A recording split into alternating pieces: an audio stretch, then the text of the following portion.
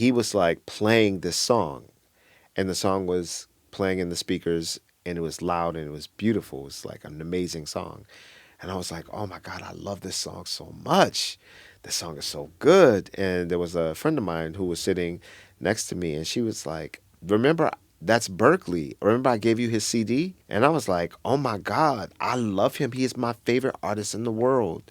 I love him. I kept saying, I love him. And this is in the dream? This was in the dream. Oh, okay. So then I awoke from the dream, and I jumped out of my bed because I went to look for the CD. That's it, that's all. That's it, that's all. Tell me how you feel.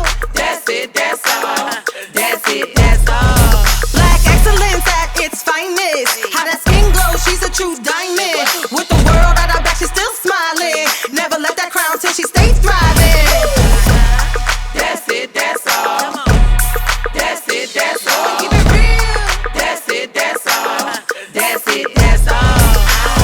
Is that really it though? What up, what up, what up? Welcome to That's It, That's All. Y'all know who I am, KC Carnage. I'm your host. And today we're doing another artist spotlight, one of my favorite segments of this show. And today we have a really, really, really good friend, super talented, Berklee the Artist. What's happening? Thank you for having me tonight. Absolutely, absolutely. So let's get into it, y'all. If y'all don't know Berklee, I met him probably soon as I got here back in 2024. I was doing some show at I even forgot the place in Koreatown. Like 2014. Yeah, 2014. Yeah. 2014. It's been a minute, and it was just like we clicked automatically, and we've been really good friends since. Mm-hmm. Just to give you a little snippet about him before he goes into it about him. He is a professor of music. He's a vocalist. He's a songwriter, an actor, author, a creative director, and you know he tours around the country, around the world. He's international. But I'll let him tell you about himself. So let the world know who you are, Berklee. Well, first of all, I'm happy to be here with you. It's really good to see you. As you know, I just moved back to L.A., so it's really nice to connect with people that I haven't seen in many years. But I mean, everything you said it is what it is. At the end of the day, I'm a fine artist. You know, I appreciate art and culture, and I believe in being scholarly about it as well as being skillful in it. Oh, yeah, super scholarly, because you are okay. So, guys, if you guys get a chance to, he's gonna definitely tell you where to find him at the end of this episode. But if you get a chance to look at his videos, he takes the approach of like literally, he's teaching you. It's like literally a 30-second master class on how to sing whatever song you're singing. Get into it. But let's just jump right into it. Berklee, what kind of artist are you? Like you decided to say Berklee the Artist. Now, is that your given name? My given name is Frank Alex Davis IV, which I love my name. I am the fourth. My dad is a singer and was an actor as well. And I came from a family of art and education from New Orleans. Or if I were to say it like I'm from home, we'd say, I'm from New Orleans, baby. I love the baby. So I came from a home that was really indoctrinated in being really excellent about whatever it is you're going to do. And I was very blessed because my parents supported me as an artist. And as I grow and meet different people and have all kinds of friends, I realize that everybody's family doesn't I don't want to say support, but my family not only supported but encouraged. Well, it's funny that you say that, because I think I made a post the other day, because I watch a lot of documentaries. Me right? too. I love documentaries. And I was watching. I had just watched Tyler Perry's Maxine's Son, and then I watched Celine Dion's. Oh, I haven't watched that one. Celine Dion's, and I don't even think it was a documentary. I think it was like one of those unauthorized movies. Yeah. And her family was behind her, and I literally made a post. I said it's a double-edged sword to see that there are families that will get behind you, and it really makes a difference. Like when mom is manager, dad is making calls, brother and sister is talking about. It really does. So that's a blessing for sure. It is a blessing. I'm very, very fortunate in that respect because, again, like my dad was an artist, And my grandmother, his mother, was an artist. So, and on my mom's side, my mother was like the first A&R person I had. My mother would always watch Star Search with me. And we wouldn't really watch Showtime at the Apollo as much, but we would definitely watch Star Search.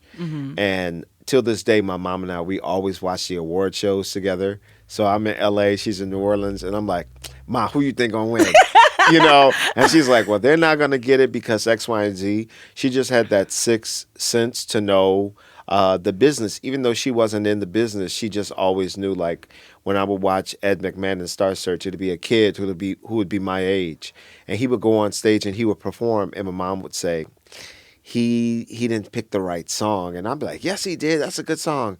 She's like, no, he's not going to get the best score tonight. She just understood. So I was very fortunate. My mom would say, wear this when you go to sing, or stand like this, or maybe you should learn this song, or she would enforce me practicing, or are you coming in and wrapping your throat up on your voice at night? Are you getting enough rest? I mean, my mom still does that to me, and I'm still like very grown. I'm like, girl, I have lived around the world.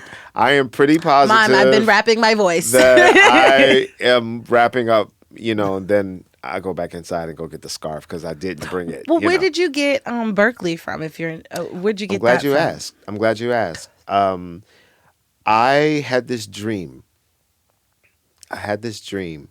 And I was in a studio, similar to a studio like this, and I was behind this, the console, and there was someone in a chair, a person, but I don't know who it was. I feel like it was a being of some sort.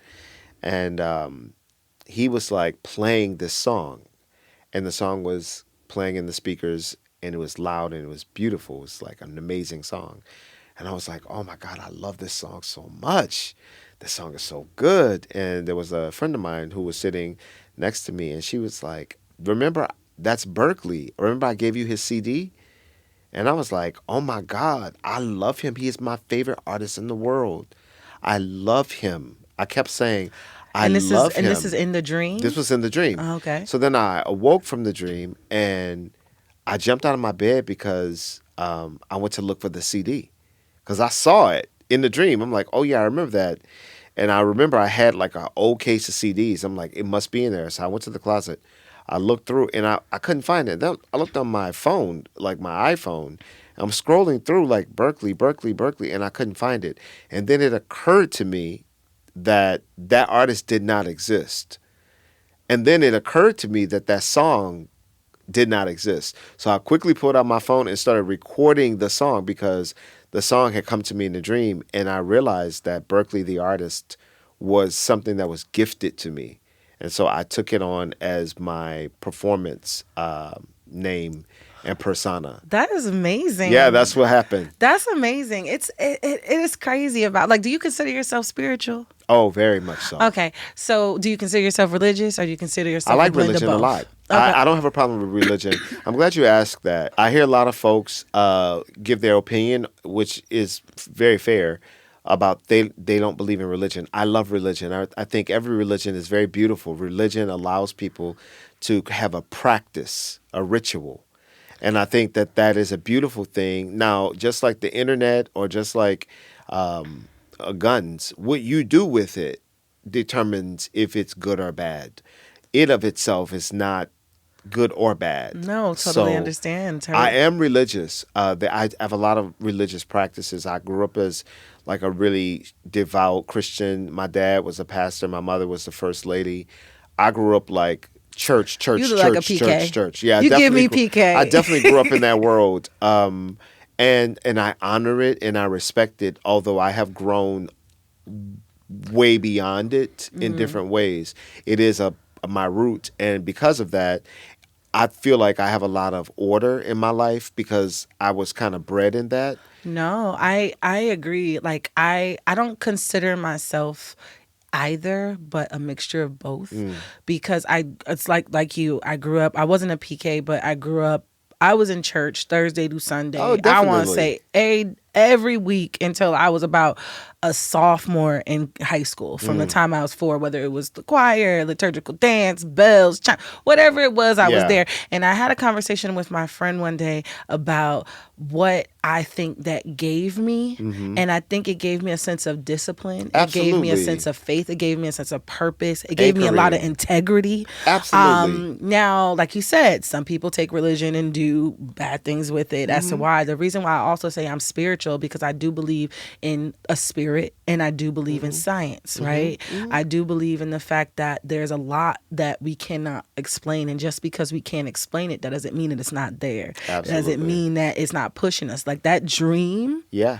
came to you. It did. From where, we don't know, but that doesn't mean that it wasn't true. That was a message sent from wherever, whomever people want to say it came from.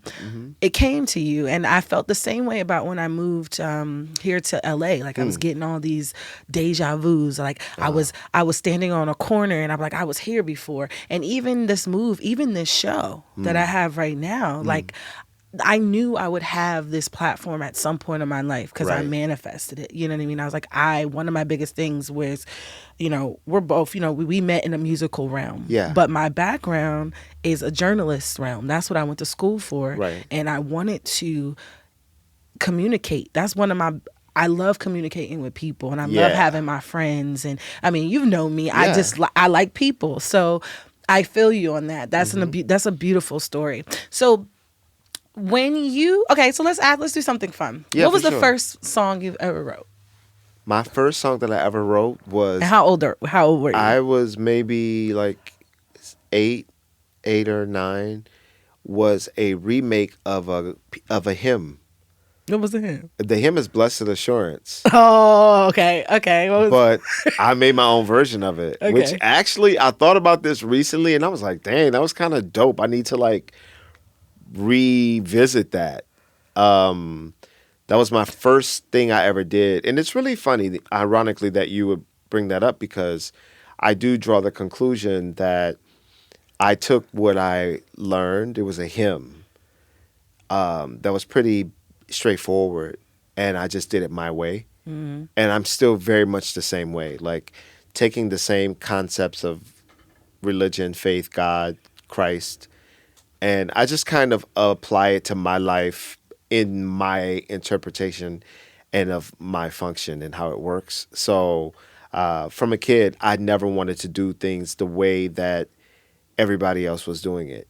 Not because I wanted to rebel against it.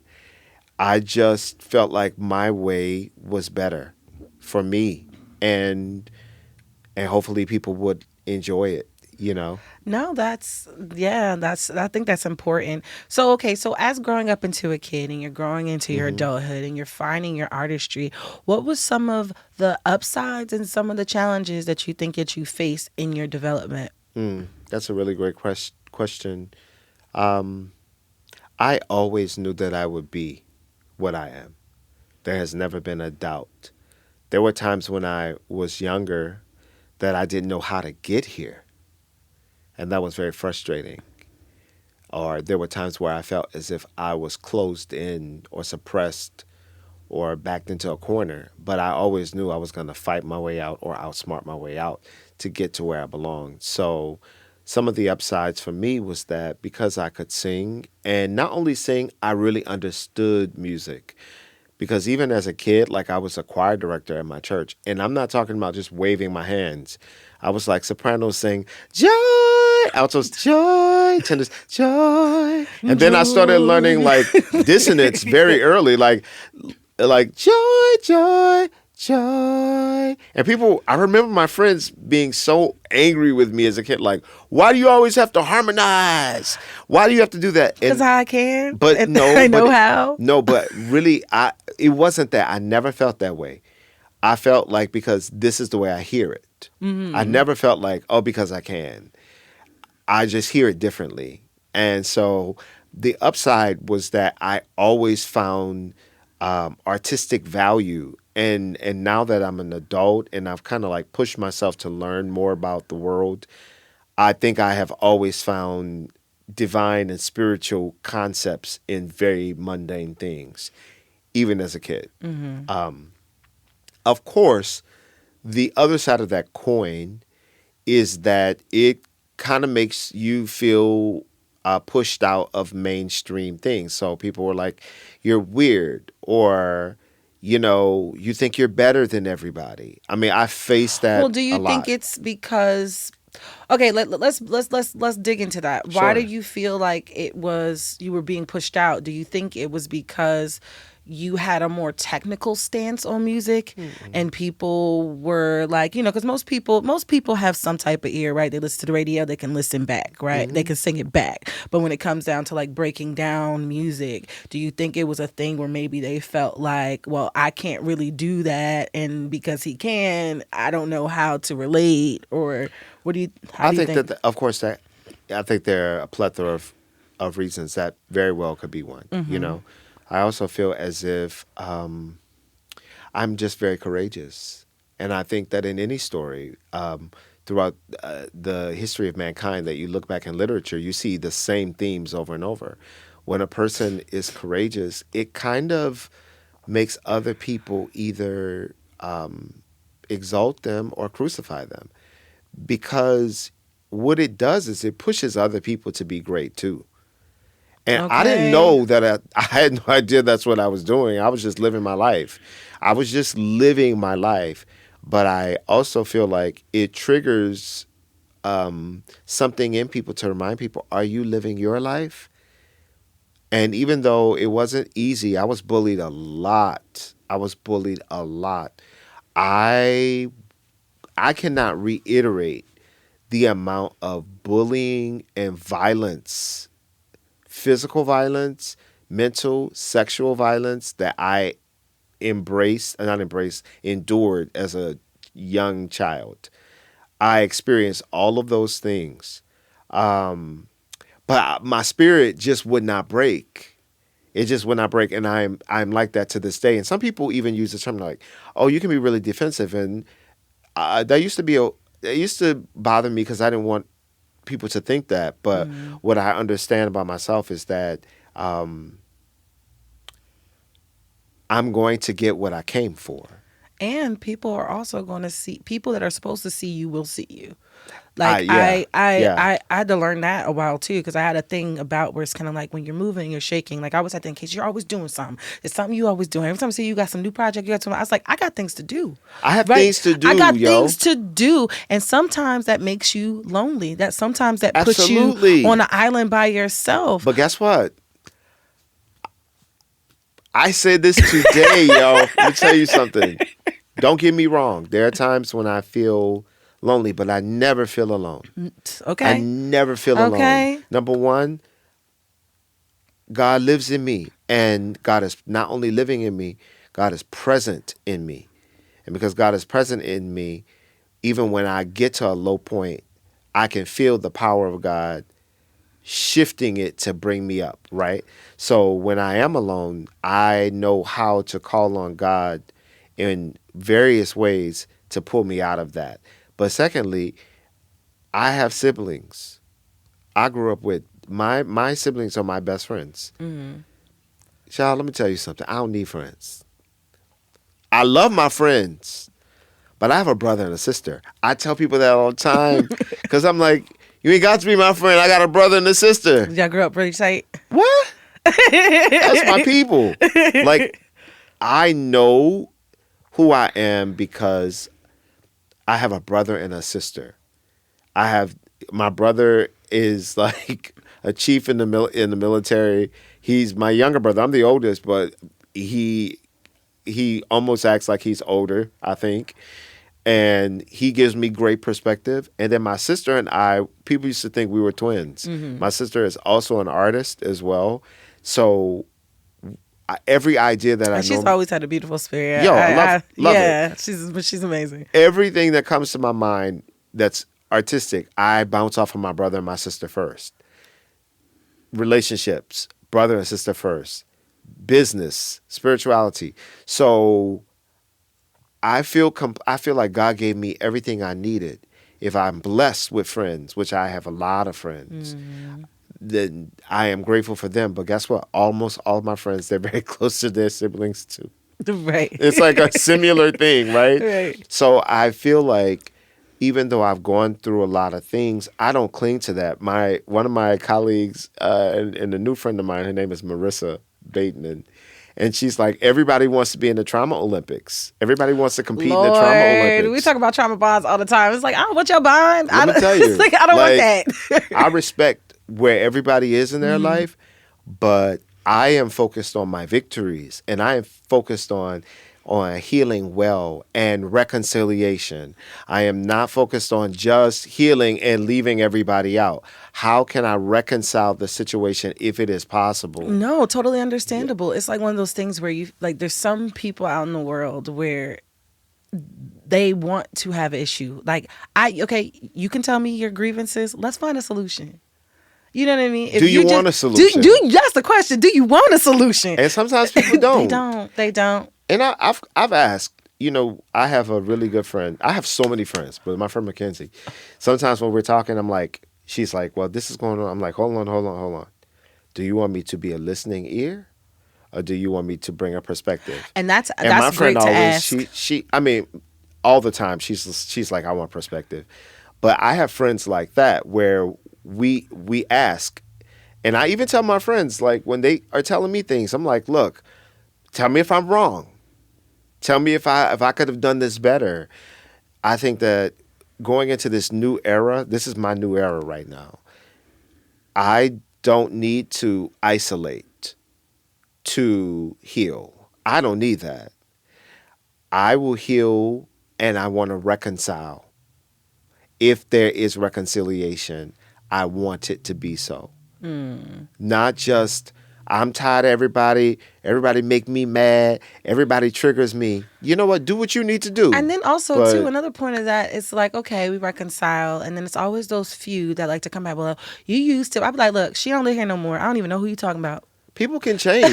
And that's the thing. People can change. And not only can they should. It's called evolution. It's called evolving. Yeah. You're not going to be the same person you were when you were 14. You're not going to be the same person you were when you were 20. Yeah. And at 35, I'm somebody else. At 40, you're going to be somebody else. At 50, I'm going to be somebody else. She don't live here no more. I don't want to hear what you heard or what I used to do. I don't want to hear that, because meet me where I'm at. But you know what? Yeah. It's really interesting that you bring that up as well, because I'm also dealing with that part. Mm-hmm.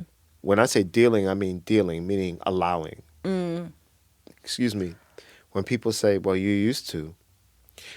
Instead of me responding like, I've changed, this is me, I ask, like, what is it about that old person or that old persona that you need present right now? What is it that you're calling forth? Because you're bringing this up because why? What do you need from it? What do you need? Well, that's nice of you to ask those no, questions. I'm not nice. No. I'm fair. Right, I'm not, right. I'm not always nice. You know what I'm saying? I'm polite, but I'm fair, because I really want to know. Like, I'm not asking just for like rhetorical banter. I'm like, what is it? Because if you keep bringing that up, it's like, what do you need from me? What do you need? And often what I find is when you start asking those kind of questions, a person really gets to answer it. And you really get to hear. And there might be something I can tweak for you. I might be able to bring back a little ratchet every now and then. But I also, too, that is a fair point to bring up. But also, too, it's just, I think that it all is perspective of where you are in life. Some people feel like they want to dive deep. And then there's some people that's just like, I'm past that. You know what I mean? Like, some people just... Like, I have those instances, like, and it also depends on the relationship of this person we talking about, right? The intention. Right, the intention. Yeah, for sure. So, like, of course, I'm going to give certain allowances to certain people, but, like, how many people that, especially in this world of entertainment, right? How many people come through and in and out of your life that there's people, it's like this revolving door of people. There's some people that stick. There's some people that's there for a moment. Some people's there for a lifetime, right? So I think it's all perspective of when and where, and everybody deserves grace because God gives grace, right? But at the same time, when it comes down to protecting your peace, especially your artistry, right? Because it's like even going to like those same people. Well, do you allow people to critique your music when you're sharing? You know, I'm in a different space in my life, honestly. Right. I'm in a different space. I don't need to set rules to live for other people, especially. Right. Like, you can't ask me this. It's a free world, man. Like, you can do what you want. You could do what you want, and I could do what I want. And if I have the energy to share, and you want to critique, and I have the energy, then let's volley. But if I don't, then talk all you will. And then I'm like, it was great to meet you. And I don't need to set those kind of rules. I'm just in a different space personally. And I'm not in any way telling people you should be like me. I'm very cautious about that. It's just my experience. In a year or in a day, I might be in a different space. But where I am right now, you could ask me whatever you want to ask me. If I have it within me to share or to volley or to communicate back and forth, then I will. And if I don't, I'm just like, cool. You know, I won't say that, but yes, I will. So, I grew up in New Orleans, and there's a very famous artist from New Orleans, P.J. Morton. We all grew up in the same era, the same time. I've been knowing him since he first came out, and I was always very inspired by his writing and his courage to just do what he wanted to do. So this is a couple of years ago. I was trying to make a shift in my music career. And I was very nervous about the shift, you know. Okay, and what was the shift, if you don't mind? The shift was I was in a group, and this is the first time I've ever talked about this publicly. I was the lead singer of this group that I really did believe in this group, and we did some really great work. But I'll take full responsibility. At some point, I knew it was time for me to go. I knew I was no longer supposed to be there. All the signs were there, but I wouldn't let go, you know, because of guilt, shame, insecurity, wanting to please others, fear of my own greatness. I just didn't leave when I should have. I probably would have had a less chaotic exit had I left when I knew to leave. But I wanted to make everybody happy, and I didn't want to make a hard decision. So I got to take the responsibility for that. Never mind how they were in the situation, I should have left. And I could have left, and I didn't. And so I went to speak to him to get some advice on some music I want to do. I want to do my own music again. And he said the best advice to me, and I, to this day, hold it dearly, and I share it to a lot of artists that I develop and mentor and work with, collaborate with. He's like, do you have something to say? And I was like, wait, I was asking. That's not even what I asked you. Right. He says, do you have something to say? And I was like, and I didn't really answer. And he says, when you have something to say, when you truly have something to say, no one or nothing will stop it. You will sing, write, and go wherever you need to go when you have something to say. But if you don't have anything to say, stay where you are until you do have something to say. And that has changed. That moment changed the trajectory of my life, not just my music career, but just my whole life. Because you know, like I was performing all the time, traveling around the world, performing. And for like the last year and a half, almost 2 years, nothing. Because I didn't have anything to say. I've been teaching, but I've been living. I've been enjoying my life, rethinking my life. And it's been very successful, but I ain't have anything to say. And I feel like singing because I had nothing to say. When you don't have to sing anymore for money, your whole world is very different. Okay, let me just speak on that part. Come on. Let me speak on that part because I had that same thing. When I got out here, moving, shows, book. Right, you have to. Whatever. And it came to a point where I felt like I would get on stage and I'd be dead. Yeah, I'm the notes sounding pretty. Yeah. Yeah, I look good because I always look good. But empty. But it didn't feel right. It didn't feel like what I had to say wasn't the form of music. And when I sat down and really felt, and don't get me wrong, like music's one of my first loves, and not saying that it's shelved or it's going anywhere. It was like what I had to say wasn't in the form of music. It was in the form of communication. And I sat down and I manifested and I wrote out these scripts, and now you're here with me. Yeah. You know what I mean? So that is true, and I'm glad that you told me that story, because that's exactly what I was feeling about a year and a half ago. And thusly, Berklee the Artist, my artistry is not just one facet. And I think we as human beings, we're not one-dimensional. We can get stuck in a role for too long. I will never do that again in my life. Even when it comes to friends, relationships, when I know it's time to move on, you can move on before it becomes chaotic. I think if you stay in something too long, it becomes chaotic. And then you look back and you're like, oh, that didn't go well. No, God was trying to tell you something. Suge Avery style, like, Right. you know, like. Speak though. Right. Yes. You know, you have to decide, do you trust that you are more than a singer? Do you trust that you are more than a dancer or a teacher or a pastor or a mother or a husband or wife or boy? You are more than just one thing. You can be many things. And if you just hold on to that title and that is your identity marker, then you cannot live a full life. And it becomes anxiety driven, because what happens is Yes. you've placed yourself in one value. So if that value isn't moving the way it should, or if it looks, You now doubt everything. it's like my life is over. I don't know what to do. And whole time you done went to school. Yes, You know, degrees. degrees and all this. It's like whatever. And that's literally what it was. I looked at my degree one day. It was like, wait a minute. Yeah. It's Right. like, wait a minute. Right. Like, I know what I'm doing. And also, too, what I've also felt about being a multi-dimensional artist, right, is that those tools that you stack up through the years of your life always come in handy. They're always relevant. They always are relevant. But this is when you're living in your fullness, your purpose. Your purpose is, in my opinion, of course, and in my experience, is just your fullness. It's not like some big idea like, I am sent on the earth to blah, blah, blah.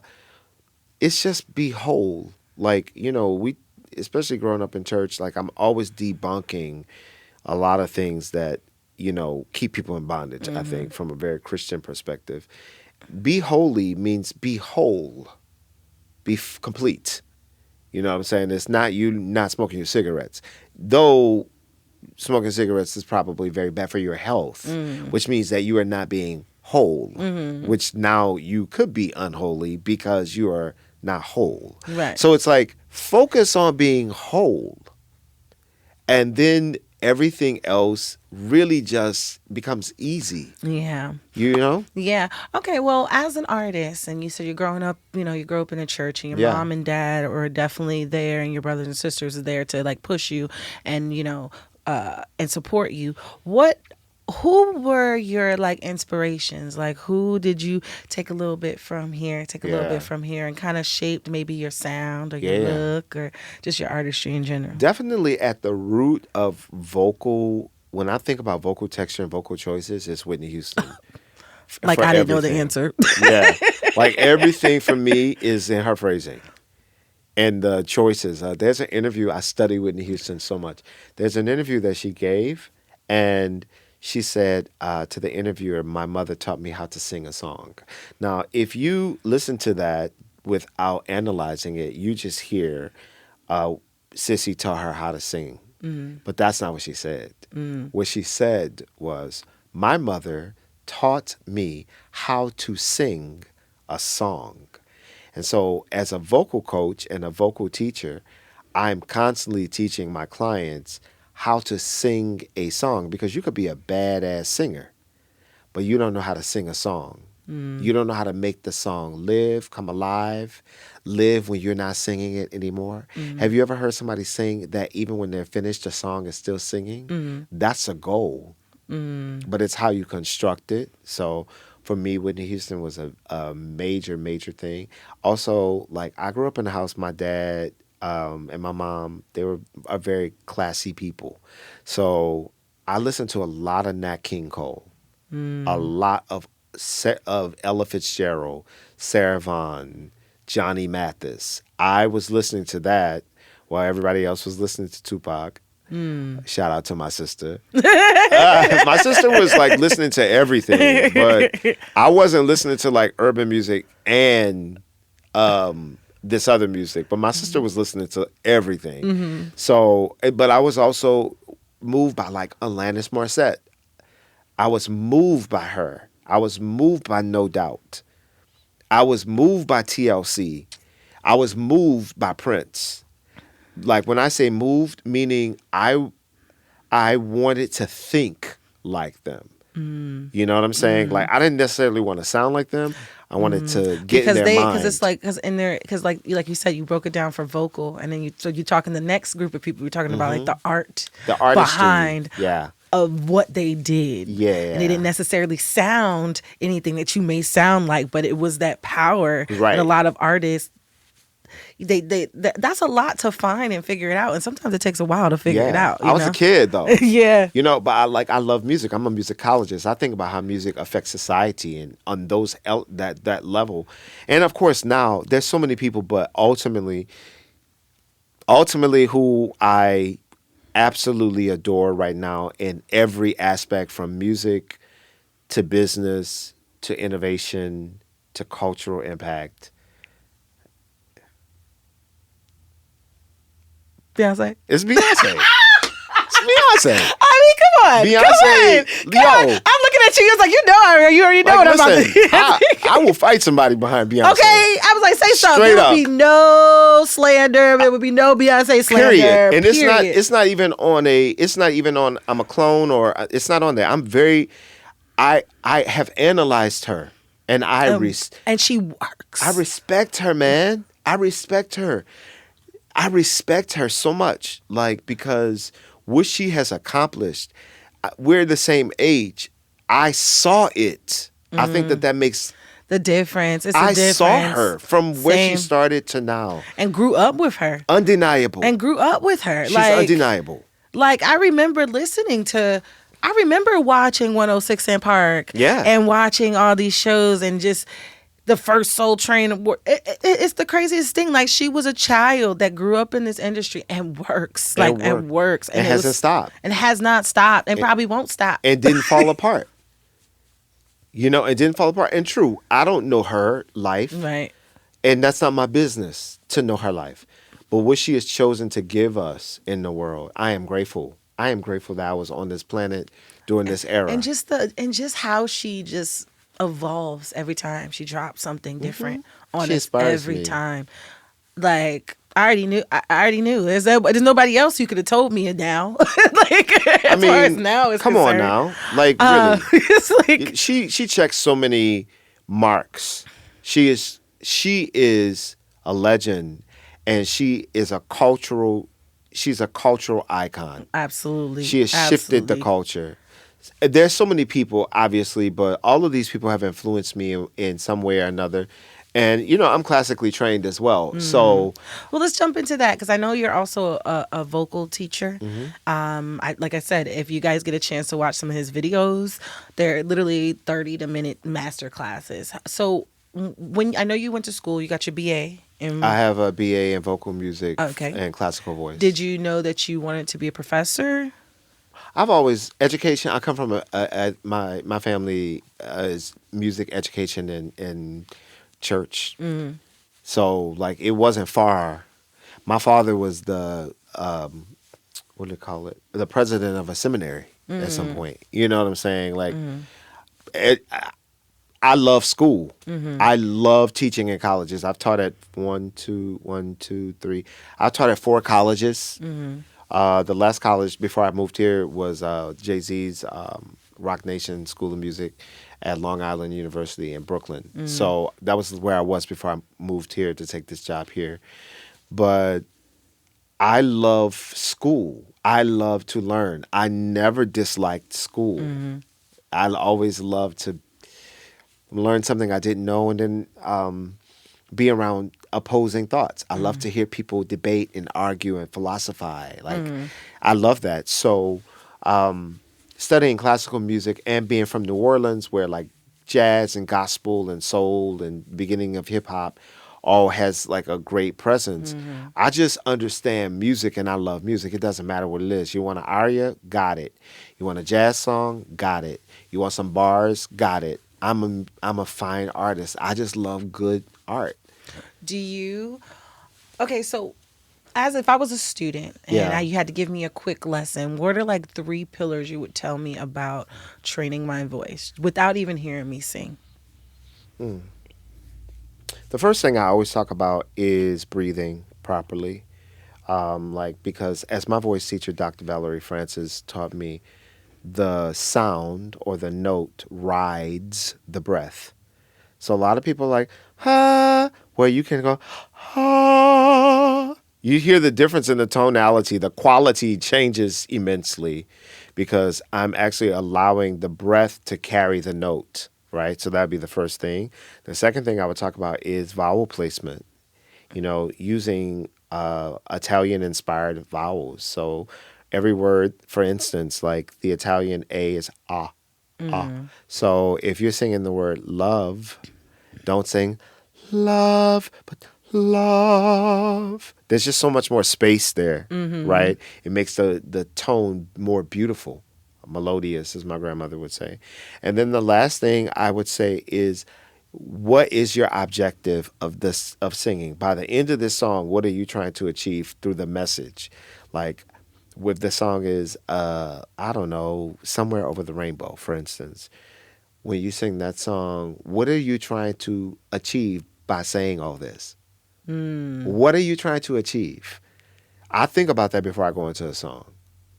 Not what I want the audience to get.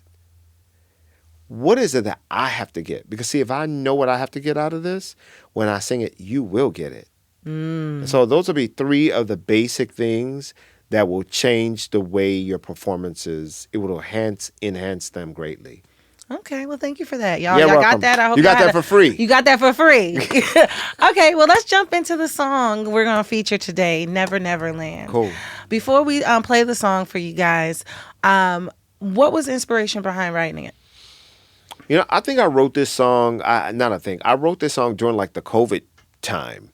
And I just really wanted to do something a little outside of what I normally do. I wanted to do something super fun. I want to rap a little bit. I want to use everything that I could do. Because I think that sometimes people are like, well, you're not a rapper. I'm not a rapper, but I can rap. Like, I'm not a dancer, but I can dance. I'm black. You know what I'm saying? Like, I just have rhythm. Just show me what it is. So I wanted to like play with different things. I play piano on this song. And in the beginning of the song, it's my heartbeat. Because I remember I had to go to the hospital to get some physical work. And they had to like check my heartbeat. And I asked the doctor, could I record my heartbeat? I was like, can I please record my heartbeat? I'm sure they looked at you like, okay. And I told them, I said, I'm going to use it. I said, I'm going to use it in the song. I'm going to use it in the song. So I took that and used it in the song. And this song was about dreaming away into a place of whatever you want. Dream it until you wake up in it. So that's what this song is about. Okay, guys. Well, here we go. Never Never Land by Berklee the Artist.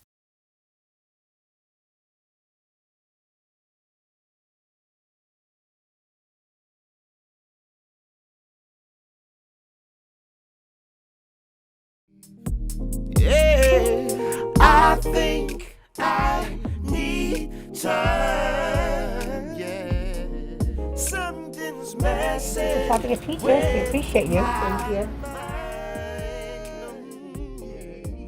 So tell me your Welcome to teachers.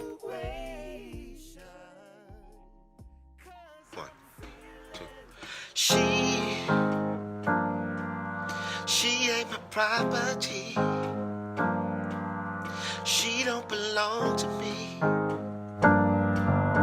She never, she never, she never, she never, she never, she never, she never.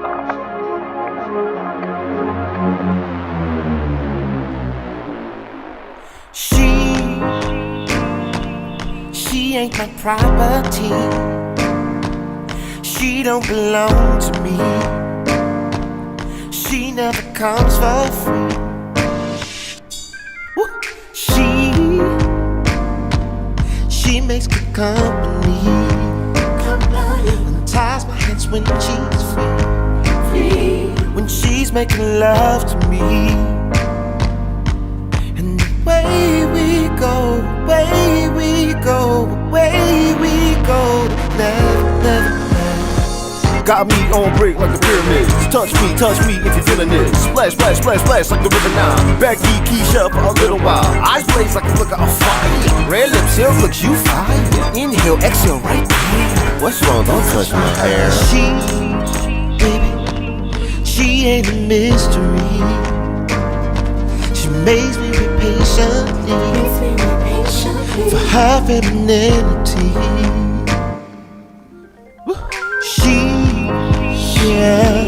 She sees the king in me.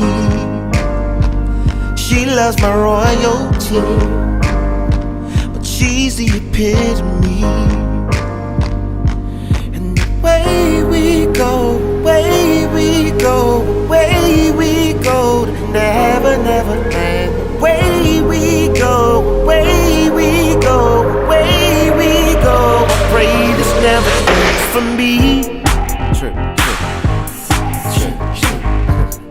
Sure. Yeah, ready? Look, I'm talking to you. He's talking to me. I'm talking to you. He's talking to me. Yeah, you with the hoops and the afro puffs. Yeah, you with the yuki and the storybook skull. Afro puffs, afro puffs. I know you wanna see me from a Starbucks sky. Afro puffs, afro puffs. I know you wanna see me from a Starbucks sky. Say, Hey, I know you lie. Bubbles and Paris, a calendar we pass. She's luxury, take it from me. 24 karat, giraffes in the palace. Hey. Away we go, away we go, away we go, never, never. Away we go, away we go, away we go. I pray this never ends. I pray this never ends. I pray this never ends. I pray this never ends. Pray this never ends for me. Wow, that was amazing. Thank you, Well, there thank you guys you. go. Never, Never Land by Berklee the Artist. That's me. Now, before we wrap this up, I like to play a little game. All right. It's called Roll With It or Bounce. And basically, it's a dating game. I'm going to ask you a question. You're going to let me know All if right. you would roll with it or Okay. you would bounce. All right, let's go. All right? I'm with it. They like to party a lot. I can roll with it. You can roll with it? I guess you got to do either or, but I'm mid. You're mid. I need you to curb your enthusiasm sometimes. For real. Okay. They're a hustler, but don't have a job. Oh no, You bouncing? out of here. Out of here. Jobs in 2024. I don't even deal with hustle mentality. Right. Out of here. Out of here. Okay. They cheat on you by watching TV shows or movies without you. I'm not petty at all. Please watch your shows because I'm not gonna be here. They talk about the shows that y'all started watching together. I ain't petty like that. So you roll with it. We Okay. rolling with it. Okay. Just don't tell me the ending. They dislike some of your friends.